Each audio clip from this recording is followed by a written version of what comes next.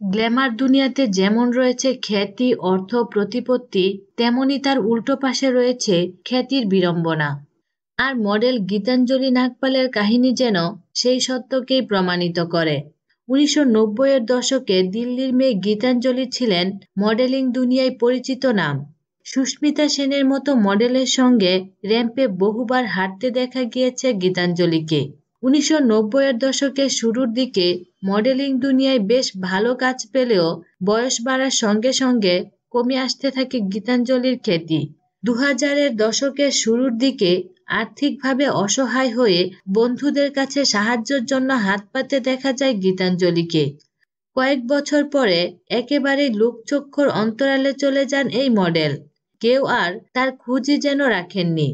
পুনরায় তার দেখা মেলে ২০০৭ সালে, কিন্তু ততদিনে সে আর আগের গীতাঞ্জলি নেই। দামি পোশাকের জায়গায় গায়ে উঠেছে ছেঁড়াখোড়া অর্ধময়লা পোশাক, রেশমের মতো চুল জট আর ময়লায় ক্লেদাক্ত। দক্ষিণ দিল্লির হাউস খাস এলাকায় তখন তিনি রাস্তায় রাস্তায় ভিক্ষে করে বেড়াচ্ছেন। কিছু মিডিয়া ফটোগ্রাফার চিনে ফেলেন গীতাঞ্জলিকে।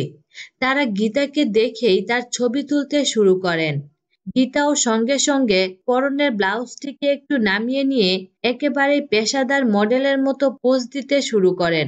কিছুক্ষণের মধ্যে তাকে ঘিরে মিডিয়ার পার্সনদের মধ্যে ভিড় জমে যায়। কিন্তু কিভাবে গ্ল্যামার দুনিয়া ছেড়ে রাস্তার ফুটপাতে নেমে এলেন গীতাঞ্জলি? নিজেই সংবাদ মাধ্যমের সামনে ব্যক্ত করেন সেই কাহিনী।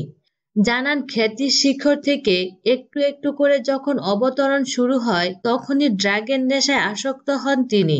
সর্বগ্রাসী নেশায় একেবারেই আকণ্ঠ নিমজ্জিত হয়ে যান। পেশায় মন্দ আগেই দেখা দিয়েছিল। আস্তে আস্তে নেশার অর্থ জোগাড় করতে গিয়ে প্রায় সর্বশান্ত হয়ে পড়েন তিনি।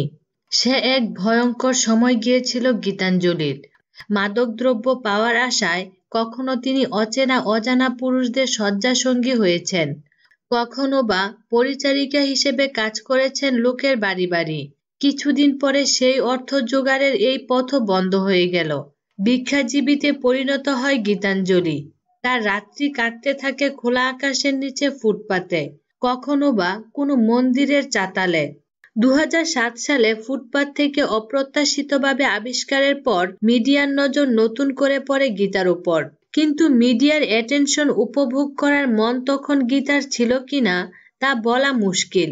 কারণ তখন গীতা শুধু যে ভিখারি জীবনে পরিণত হয়েছে তা নয়, পাশাপাশি মানসিক অসুস্থতাও দেখা দিয়েছে তার। বর্তমানে দিল্লির মহিলা কমিশনের উদ্যোগে তাকে এক মানসিক রোগের হাসপাতালে চিকিৎসা শুরু করা হয়। এখন সুস্থ রয়েছেন গীতাঞ্জলি। মানসিক রোগ আর আর্থিক দুর্দশা থেকে মুক্তি মিলেছে তার।